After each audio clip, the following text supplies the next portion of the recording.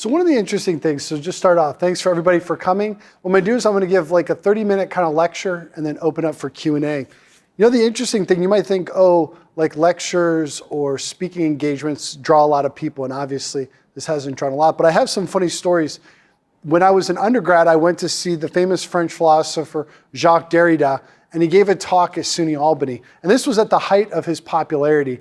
And there was probably like 100 people in attendance, really not a lot of people. And I saw some of the biggest names in philosophy and poetry and the arts that had huge impacts in New York City. But what you'll see is why we should give time and attention to these deeper philosophical questions is that what you see is there's kind of three layers to how ideas are formed. At the height of it is the intellectuals, the philosophers, the theologians, whose works are often very difficult, and they can be difficult to navigate.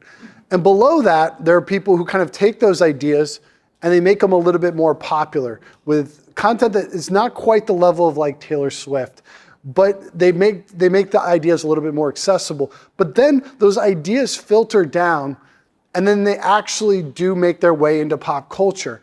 And in many ways, even though you may not know who Jacques Derrida is, you're living very much in a world shaped by his thought.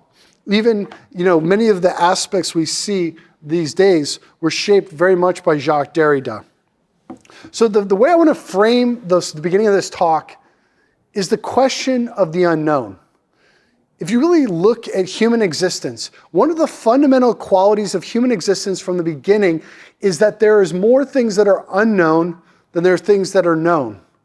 Some people posit when they look at early theistic beliefs and belief in a creator is that people use the belief in God to explain away the chaos of earthly existence. And the story goes is that humans, as we evolve, as we become more intelligent, we need less and less a need for God, because now we've developed the scientific method. Now we have progressed to such a point that uncertainty and unknowns are not, they're less uncertainty and they're less unknown, that more can be known by science.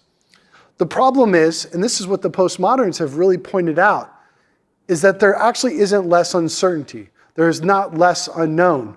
Because what happened in the modern time is that we started to investigate these uncertainties, these unknowns. As we tried to solve the human riddles, with each question we answer, there's a myriad of new ones. What I'm going to talk about a little bit is what I call axiomatic faith. When you look at different things, you look at your daily existence, you walk down the street with the belief that things are consistent in a way that they may not be as consistent as you realize. So for example, we all walk down the street. We assume that the laws of nature and the laws of things will make it so that a black hole won't suddenly appear and I'll be sucked into a time warp like a Marvel movie, right? Because there's a consistency to created things. But even more so than that, when we start to look at the root cause of things like currency, the dollar bill, all these things, when we investigate them, they become more and more uncertain. And that's really what the postmoderns have done in a lot of ways. A good example of axiomatic faith on a very abstract level is mathematics. 100 years ago, 200 years ago, they said mathematics is the most sure thing that there is. Descartes, when he creates his philosophy, he starts off, he says, what is the most certain thing? And that is mathematics. And we need to make philosophy as certain as mathematics. But what we found in the past, I don't know, when's Gödel? Gödel's 50 years, 100 years? He died in the 70s. 1970. He developed, which I think is pretty much unrefuted, his incompleteness theorems. And that is that mathematics has first principles that have to be accepted by a kind of faith. I was talking with a math student, a math PhD student at Drexel, and he said, it's not hard for me to imagine that there's a God that exists because I have to have faith to accept that mathematics works. And he was referencing this incompleteness theorem. So what is the incompleteness theorem? Gödel's two incompleteness theorems are among the most important parts of modern logic and have deep implication. They concern the limits of the probability in formal axiomatic theories. The first incompleteness theorem states that in any consistent formal system within which a certain amount of arithmetic can be carried out, There are statements of the language of which can neither be proved nor disproved in it. According to the second incompleteness theorem, such a formal system cannot prove the system itself is consistent, assuming it is indeed consistent. And what he's getting at, what I call axiomatic faith, they've also referred to as first principles. St. Thomas Aquinas talks about this. Mathematics has first principles that cannot be proven. We say in logic, there's first principles. The classic one of non-contradiction. A thing cannot be and not be at the same time under the same circumstances. So there are many things when we get down to the foundation which have to be accepted on faith. I'm going to flesh this idea out even more. I kind of provide a definition of axiomatic faith, and I say it is the faith required to accept first principles and the intelligibility and consistency of systems whose order and intelligibility cannot be accounted for except by reference to higher and more uncertain principles and systems. So basically, what you start to see is when you start to deal with all this uncertainty, it comes back to an axiomatic faith in first principles, which then has to be grounded in an eternal logos, an eternal reason. Because when we look around us at all of the phenomenon in this world, what we see is we don't actually see complete chaos. We see in many ways order. We see consistency to things. And in this regard, when we accept these things by faith, we recognize that there's a consistency and order primarily because there's an eternal logos, an eternal order. So I want to flesh out a little bit what do I mean by unknowns. So I talk about that we accept the unknowns by axiomatic faith, but I think we could make some further distinctions. We can talk about miracles as unknowns. That is, there are things that cannot be explained by a natural answer. Something miraculous, like the sun does something unusual, or somebody flies, or whatever it might be with some of the miraculous stories of the saints. We're really not thinking about those aspects of unknowns. Those are very interesting, but the ones we're more interested are what I call system inadequacies. So miracles are an interruption in the way things are. System inadequacies point to the idea that consistently and why things are the way they are, they cannot be explained purely in material terms. You start to flesh things out. If we are just animals that by chance developed reason, then what is the foundation for a love poem? How do we prove that? What's the best way to describe, and this is kind of more anecdotally, what's the best way to describe our human experience? Is it a chemical analysis of the attraction between men and women, like we're just like other animals? Or is it literature and poetry? And there's something about human reason that suggests a higher reason. Of course, that's one aspect we start to get into. But there's many different aspects of system inadequacies. We could also make a further distinction. So within systems, there's an inadequacy that requires a further explanation. There can be two kinds of inadequacies. The first is inadequacy in knowledge. So before we understood the universe, we thought maybe the earth was flat and the sun went around the earth. But then as we had more information, that inadequacy was explained. We understood it more properly. But we could also look at another inadequacy within the system itself. And that's what I was getting at with Gödel's incompleteness theorem. That is a different kind of system inadequacy. It's something within the system that cannot be accounted for. And it doesn't matter how much knowledge there is. And it gets at these first principles, these things that cannot be proven. So, atheists argue for the most part that all inadequacies are either knowledge, that we'll someday have more information that'll explain things, or an inadequacy that can be accounted for by a principle within created reality. And that's going to be a little bit what Derrida gets at. And Derrida's ideas are going to be very interesting, even though, of course, he's an atheist and we fundamentally disagree on certain things. The proofs of God's existence are based on the idea of systemic inadequacies. That is, that the things that are incomplete in this world require an infinite being. And in fact, Derrida will actually agree with this point on certain issues. He's going to agree that if things are the way they are without his explanation, then we have to come to the conclusion that God exists. So let's get into Aquinas' proof. So St. Thomas Aquinas, a medieval theologian. He starts off his Summa with, how do we prove things? How do we know things exist? And he starts off with the question of God, does God exist? And he tries to come up with the best explanations of why God doesn't exist, and then he seeks to answer why God exists. And he develops his 5 ways, his 5 proofs. The first one is actually really straightforward. It's from motion, that when things are set in motion. So if you think about it, I move, something set me in motion. So there has to be a cause, a beginning on that sequence that has no beginning. Now, of course, any good atheist and any person is going to say, well, physics is solving this. There's an eternal universe. We're accounting for things. But this is one of the fundamental things I'm going to get at. And one of my fundamental theses of this is the way atheists explain things is they defer the unknown. So they speculate about something that will prove that this point is invalid, but it cannot be proven. They defer it. They say one day we'll discover. One day we'll discover that the universe is in fact eternal. But the thing is from experience, there's no way of going back and experiencing this. Time is not two-directional. We know that from our experience, everything is going the same way. One day you'll pass away, we'll have children, we'll generate. And so there has to be a beginning that has no beginning. Again, atheists will refute this. And then they argue, well, one day we'll discover that the universe is in fact eternal. And they speculate, but it cannot be demonstrated irrevocably. And even if it was, actually Aquinas deals with this issue of, is the universe eternal? And he comes up with a good answer that even if the universe was eternal, that is having no beginning and no end, that it still would require the causality of God. And he gets with that in the Summa. By the way, the medieval ages were not the dark ages. You can see they were thinking about things very deeply. This was the beginning of the universities. This was the beginning of the quest for truth and wisdom. That's the hallmark of at least authentic university experience. All right, so the next one. This one's going to be the really important one.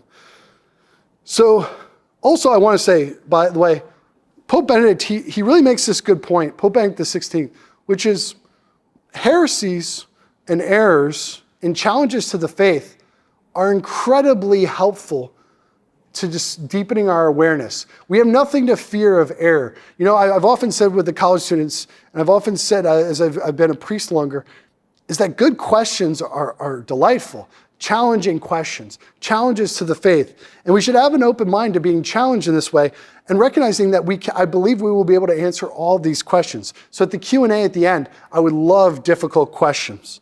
All right, so Aquinas from motion, I talked about that. So now the next one is efficient causes. Efficient causes, at first we see cause and we always think temporal, cause and effect, right? So I throw a ball to you, you catch it. I set it in motion, you catch it, right? So we always think linearly, a beginning and an end. But a good way of thinking of efficient causes is more vertically and less horizontally. So what do I mean by vertically? A good way to think of it, like right now, and this is a little bit of an analogy because it's still within the realm of physical, is gravity. Right now, what force is acting upon you? The sun, the moon, the earth, or if I pick you up and throw you out the window, what force is acting on you? And the answer is all of those, as a kind of analogy for efficient causes, all of those are acting on you at the same time in varying degrees. So there can be a variety, a hierarchy of efficient causes. And so when we look at things, the classical thought would be, there's you as a person, there's your physical reality, there's your immaterial soul, which is the relation of the identity of the thing. And if you don't believe in an immortal soul, here's the challenge. How do we account for the identity of things? Because we say, for example, that I am one. Like as a person, I'm Father Ian, I'm one. But am I really one, like on a material level? I have thousands, if not millions of cells.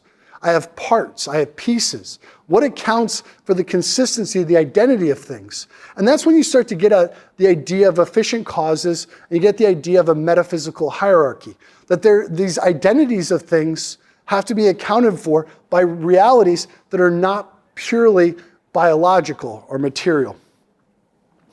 Even the postmoderns agree with this. So a good example is Zizek. He's making this point. Now, I'm in the beginning of the book, but I'm enjoying it very much. He's a postmodern and a Marxist through and through, and atheist and the whole 9 yards. But one of his interesting points he makes about symbols, and he makes about currency as well and labor, is when you look at the value of a dollar and what a dollar signifies, it is an abstraction. It's an abstraction, though, that doesn't exist in your mind, like with a symbol, but let's just stay with currency. It has a real value, but the value is not in the thing. The thing, the piece of paper, represents a value. It's a placeholder. But the actual value of the thing is an abstraction. And that's when you start to get at these questions of metaphysics. Now, of course, he's not going to come to the conclusion that there has to be a God, an eternal logos that makes these abstractions possible. But I think you start to really get at the idea of efficient causes. So, Derrida and Heidegger. One of the great, I wish I lost my digital version of Heidegger, Being in Time, but he really gets at the beginning, the question of metaphysics is the question of first principles. And every modern philosopher is trying to solve this riddle because they have a problem with this axiomatic faith, because they ultimately want to conquer the unknown. They want to be able to flesh it out in such a way that these unknowns are accounted for. Because when you start to accept things by faith, even on a natural level, it's not hard to then believe in a supernatural faith. And of course, they always have the assumption that under no circumstance can we believe in God. They never quite flesh out why that is. I mean, I'm sure there's some atheists who do, but all right. Heidegger talks about it. The big thing with science, the axiomatic faith, first principles, science assumes a lot, that there's laws to things, that there's intelligibility, all these things which cannot be accounted for directly by the science themselves. A lot of things have to be accepted by faith. So why are things consistent? The fundamental view of the theist is that things are consistent and these things can be accepted on faith primarily because there's a logos, there's a reason itself. This is what Aristotle comes to the conclusion, not a Christian. Same with Plato, that there's an eternal logos. And this is where we see in John's gospel, commenting on the Greek philosophers, the word became flesh and dwelt among us. That word is logos. The logos took flesh and dwelt among us. All right. So now with Derrida, he rebels against this. He says this is the fundamental problem of Western thought, is what he calls logocentrism. When he looks at things such as language and philosophy, he sees that the foundation is in fact beyond certainty. So why do I say beyond certainty? He posits the ideas, so one of his big ideas is there's binaries, and these binaries generate hierarchy. But he gets at this whole thing that with language, a point that they'll make, the structuralists and the post-structuralists, people like Foucault and Derrida, take a word, human person. When you define it in a network of concepts and ideas. So you can't get at what it is essentially.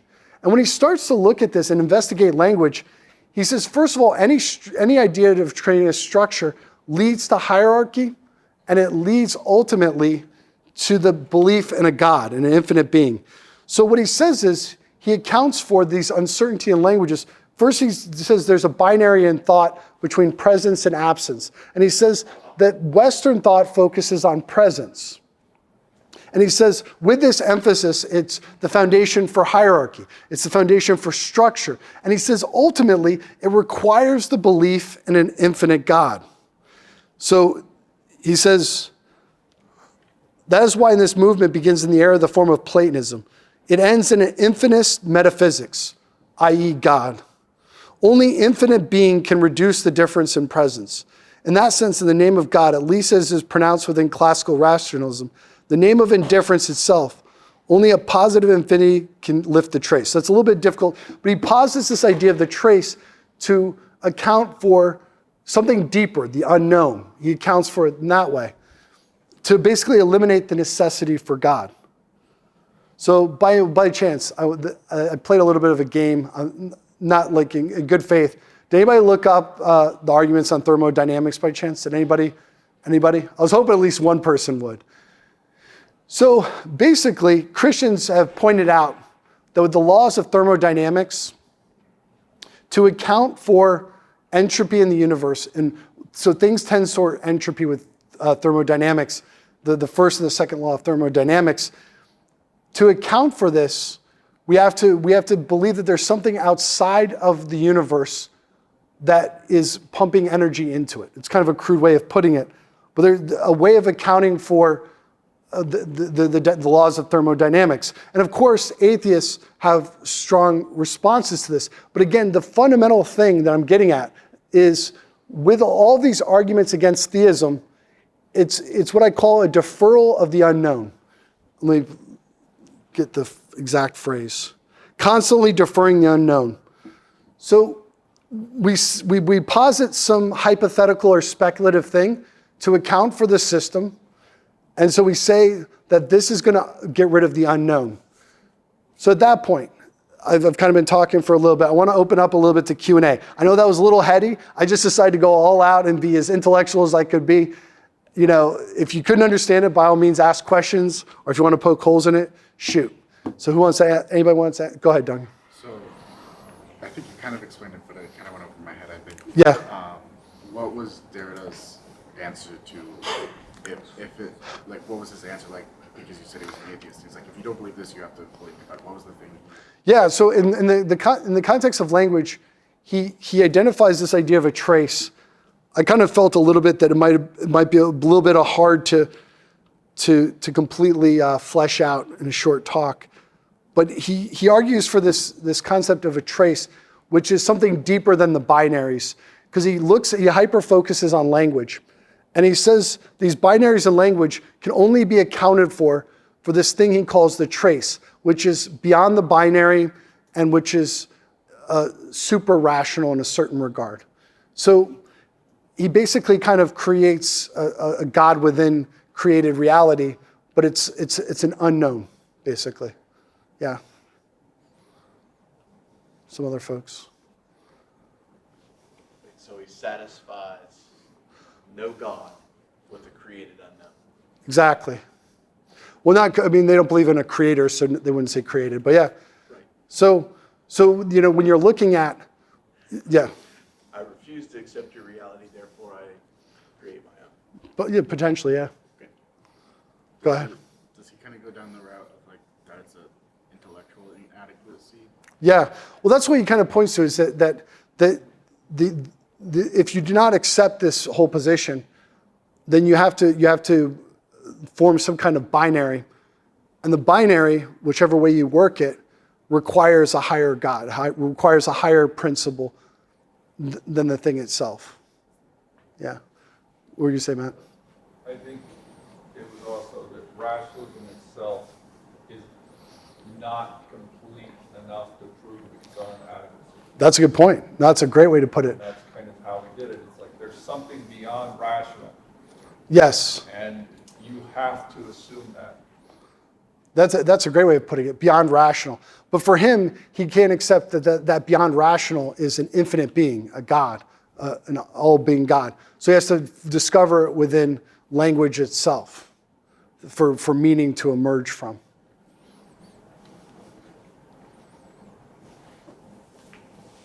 Yeah, go ahead.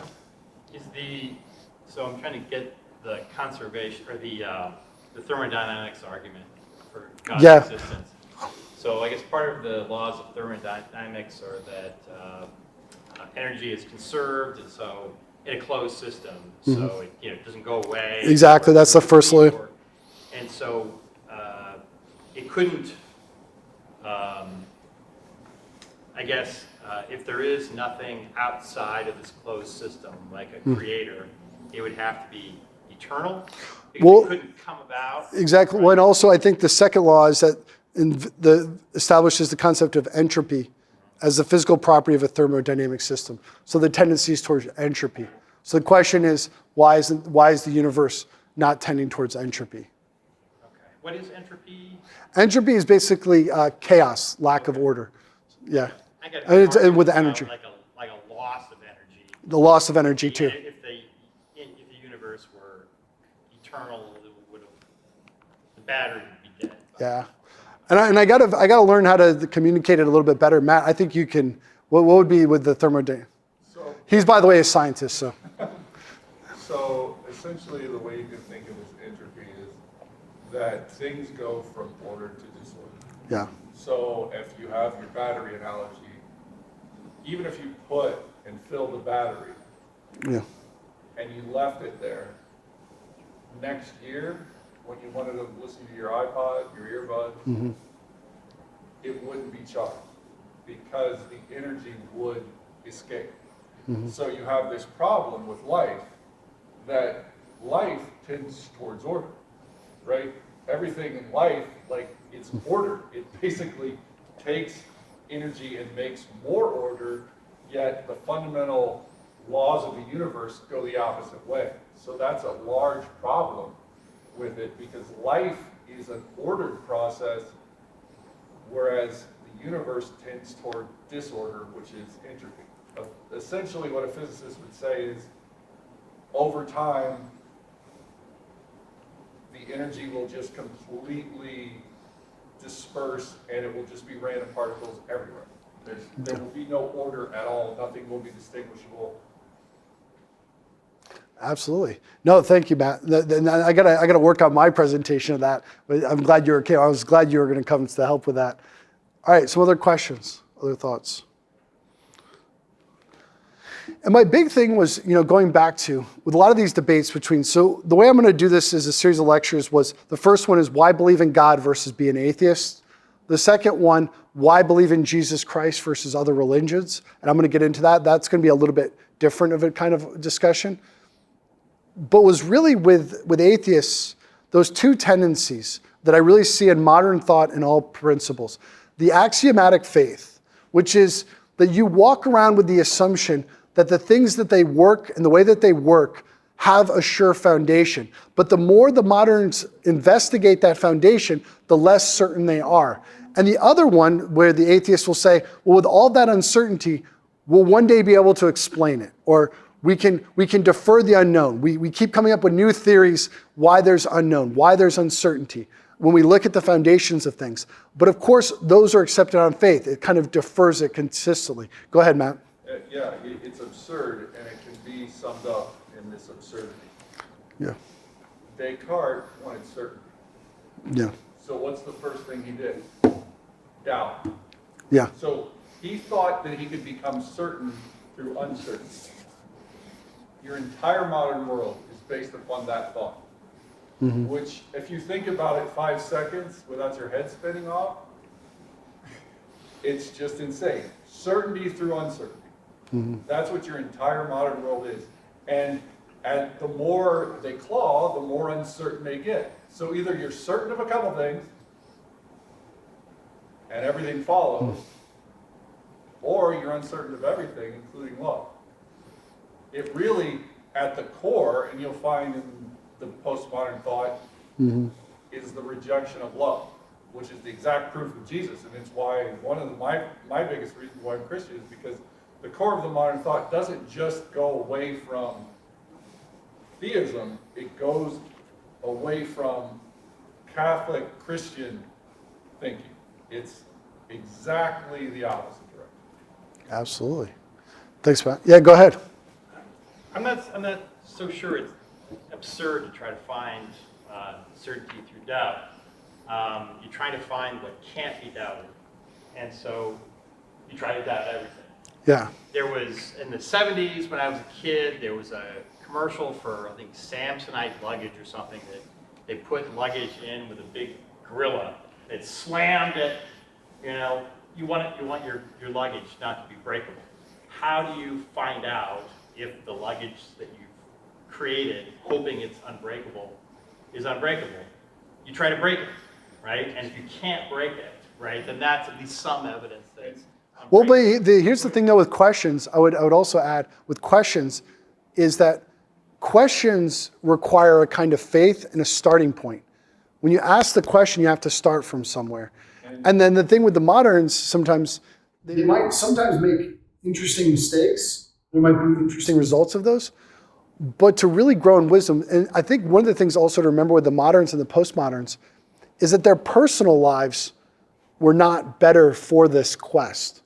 This is, I think, when we start to get at philosophy and theology, not just simply as a truth-false statement, but also as a way of life and as a path to a kind of enlightenment, that it will make your life better. It will make you better able to discern truth, not just in one particular domain, but in all aspects, health, well-being.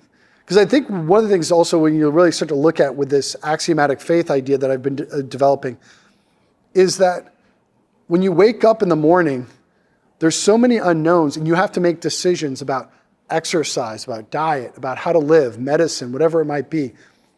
And you have to make a quest out there to follow a path. And I think with the moderns and the postmoderns is that if you follow their path, you will end up like they ended up. And most of the time, it's in broken relationships, it's in isolation, and it doesn't live to good living. Go ahead, Matt. I'd like to respond. I think that there's two types of doubt. There's the doubt that is uncertainty. So it's a lack of knowledge, it's a question, it's scientific questioning. It's why I would be a scientist, that's what I studied for. But then there's the underlying doubt, which is epistemological, the theory of knowledge. So essentially what he did was basically went to the point where all forms of knowledge were uncertain. Mm-hmm. The only thing he could actually know was what he could answer before he questioned, was that he was.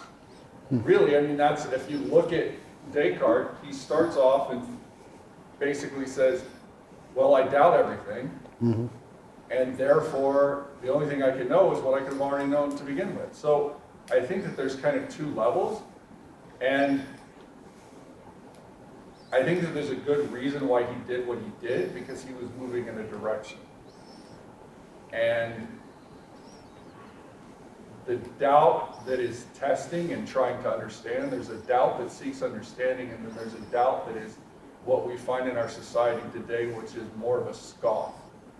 It is more of a, that cannot be true, therefore I'm not even going to look at it.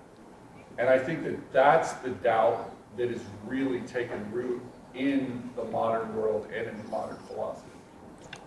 Yeah. But Descartes took himself to have proven the existence of God in the meditations and the discourse. Yeah, What work starts with him doubting, trying to doubt everything, and proving his mind's existence. He ends up giving what he thinks is an indubitable proof, proofs that God exists, proof that the external world is largely as it appears to us, that we have the capacity to find truth about the world. So he's not doubting for the sake of that. Well, and what kind of those proofs were destroyed by subsequent generations.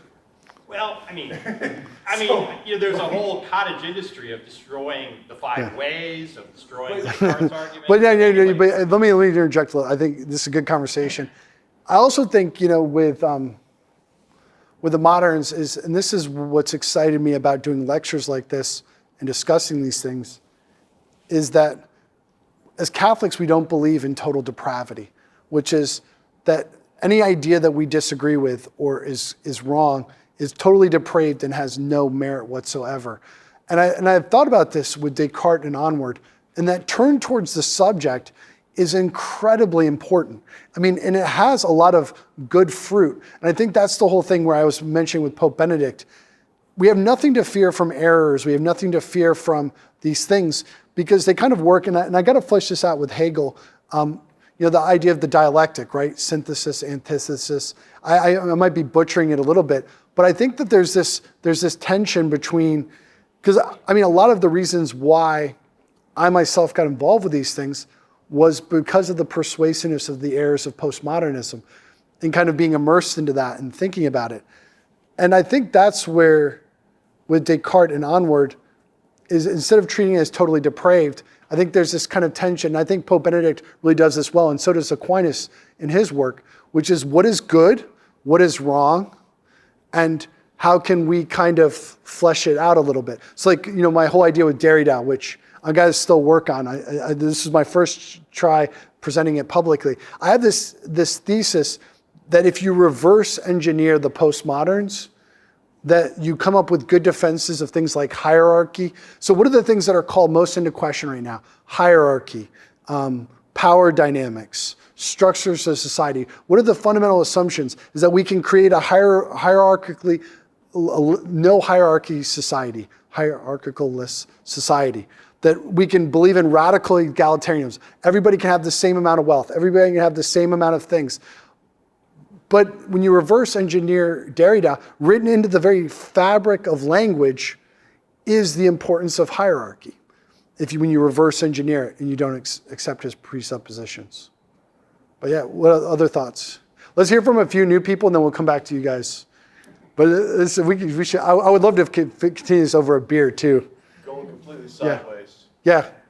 I don't remember which philosopher you said, but he was talking about the Western world, almost to the exclusion of the Eastern. Yeah. And you were just talking about all the study of philosophy is supposed to lead you down a path to. Yeah. When you hit the Eastern philosophies, now you're into Taoism, you're into Yeah. everything that the direct translation is path. Yeah. And everything there is, whether it's karate, baseball, whatever it is, that is your path. That is the way you lead to enlightenment. That is the way you grow to self-knowledge. And it just kind of tripped me out because if you study Confucianism, Shintoism, Buddhism, Oh yeah, definitely. all of those faiths are supposed to lead to that same outcome as that philosophical study that you said, the betterment of your life, the betterment of you as the individual. Oh, and there's a great theory on this. So when we start to accept hierarchy, we actually don't, as Catholics, we don't believe in total depravity, but also we can hierarchically rank other religions based on different aspects of them. So, and this view would be held by many Catholic and Orthodox theologians when you start to look at other world religions. So the Mayan religion with human sacrifice is not the same as Buddhism. It's not the same as Confucius. And what you see is there's this kind of beltway of religions that develop similar ideas. The idea of monism is what it's sometimes called in philosophy, the one, the unchanging, the eternal, if you will. You see this not in a personal God kind of way, but you see this with Buddhism, with Taoism.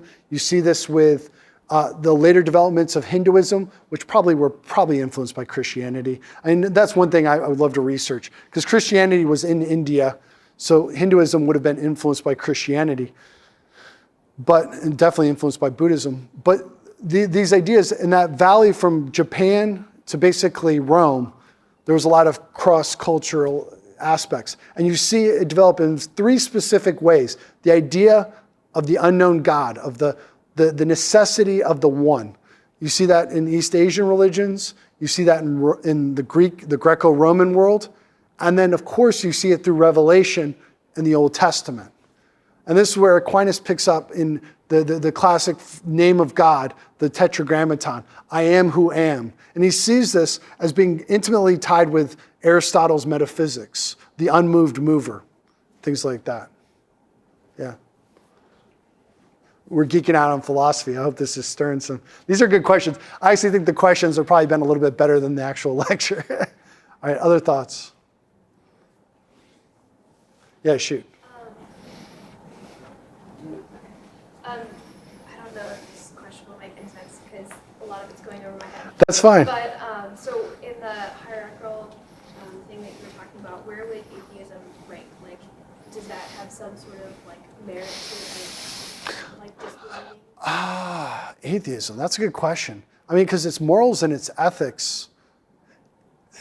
I mean, it kind of, the assumption, like I know Sam Harris argues, I haven't gotten in his thought, that all, like you can completely construct a moral system based on the scientific method. And yet he never accomplishes it. So the thing with atheism is it's not a complete system. It doesn't account for everything. It's really just a rejection of God. I don't think that there's a full, complete ethics of atheism. And even Sam Harris, when he starts to get into ethics and he starts to get into spirituality, he basically just borrows Buddhism, particularly like Zen ideas and meditation. So he borrows a lot of Buddhist practices because that's the one form of religion before modern times that is not strictly theist.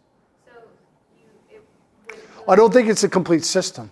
You couldn't complete the system by like saying that we'll complete it in the future, or like we'll have more knowledge later. Yeah, I think that's going back to that whole, that primary concept, and that's a good way of explaining with atheism, is that one day we will solve these things. That's Sam Harris's thing. One day empirical research will develop all of the best ways to live.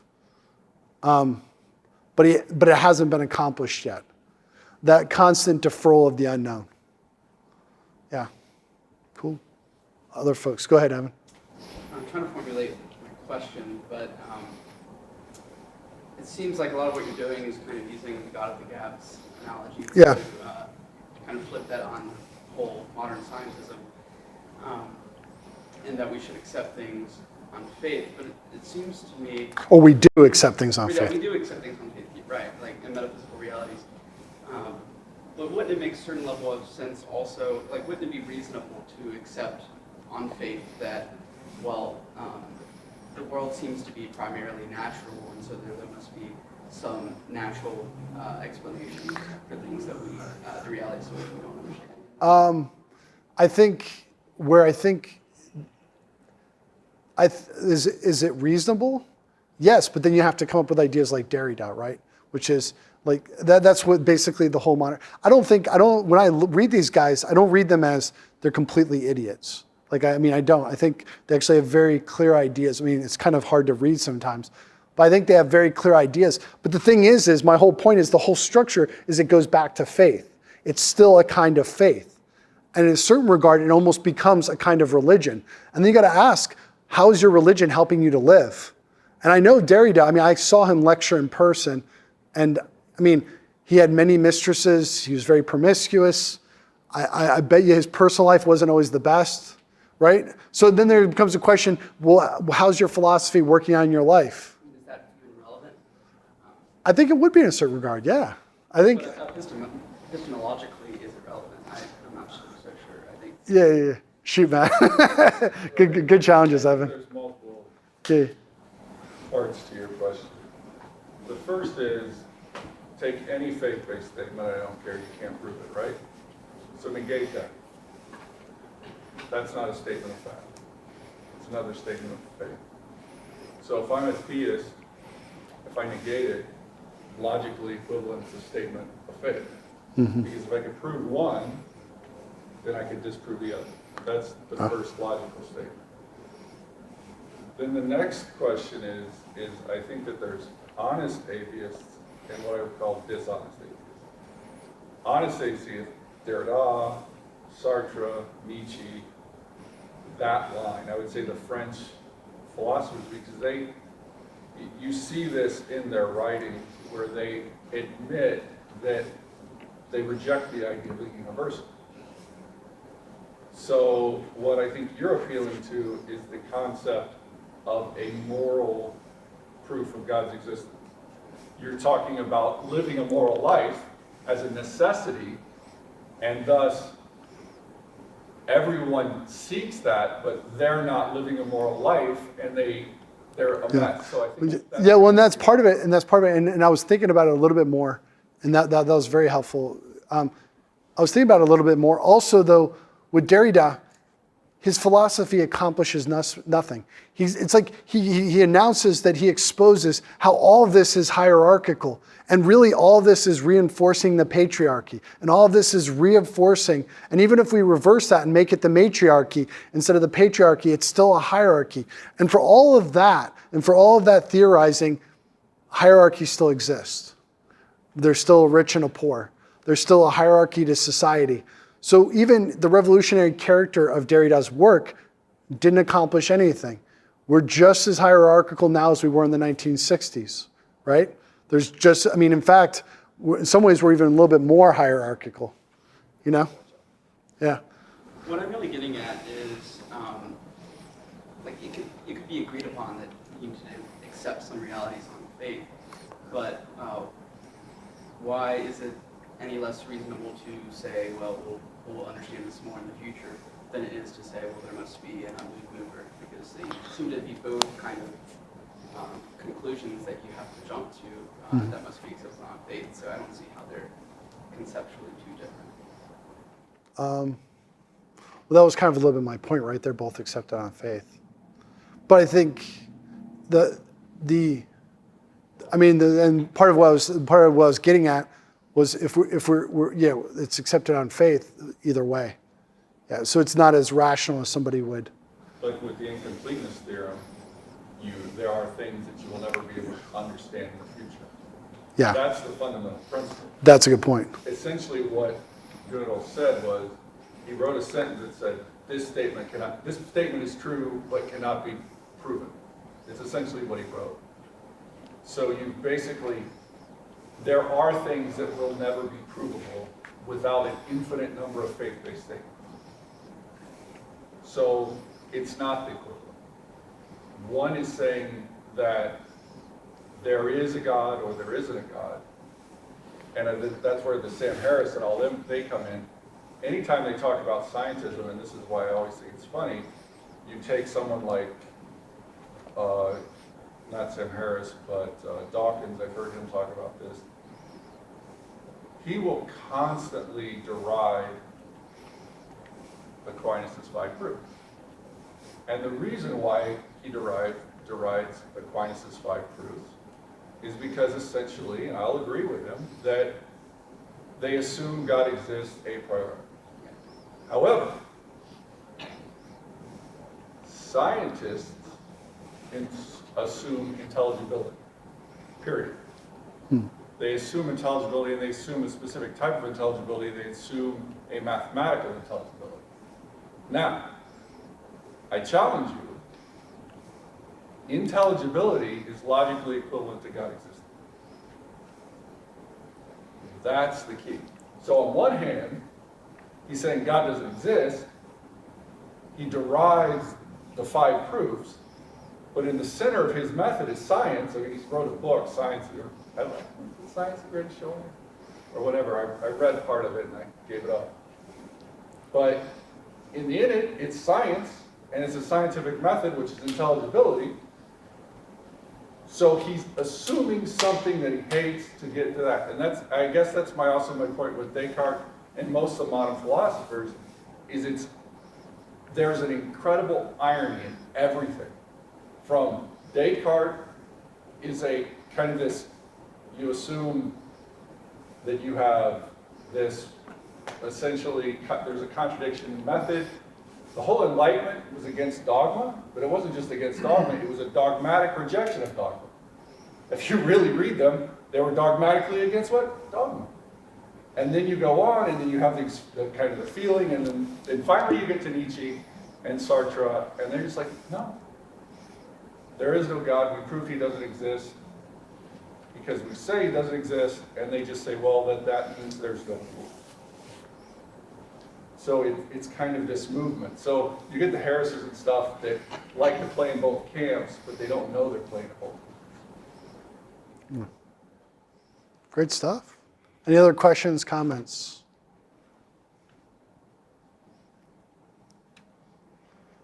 Well, thanks for being a part of my experiment. Part of my goal with this evening was to kind of raise the conversation, to have some of these kind of deeper conversations. And I know it might have been a little bit challenging, but that's good. Sometimes challenges are good. So thank you guys so much. The next lecture I'm going to probably do in a few weeks. Look out for it. It'll be on why believe in Jesus. And so the idea would be why believe in Jesus versus other religions. And then probably from there, I call this the 3 whys talks, would be the last one, why be Catholic? So what's the specific claim of being Catholic? Thanks, guys. Appreciate it.